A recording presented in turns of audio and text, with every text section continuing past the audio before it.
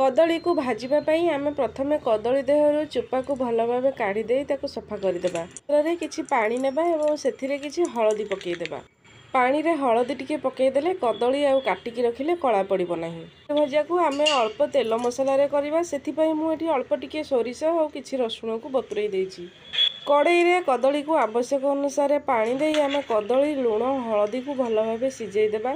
कि आम कदली रे सेतिकी पानी देबा जेतिकी हमर कदली सिझिबा पई दरकार। किछि जण थांती कदली को सिझेई सारिबा परे कदली रे सिझा पानी को फोपाड़ी दियंती। कदली सिझेई कि ता पानी को फोपाड़ी देउचे ताहेले कदली रे जो भल गुण पाई परिबा नाही। कदली को सिझेइला बेले आपण टिके ध्यान देबे कदली रे जेतिकी पानी दरकार सेतिकी देबे। एठी कदली सिझिबा समय रे मु जो सोरिष और रसुण को बतुरैथिली ताको बाटिकी देई देइथिली। एका सहित मसला मध्य सिझी जाइछि। जो मसला लागि जाइछि ताको अल्प समय ठंडा कर देले से आपे आपे छाड़ी जिवो।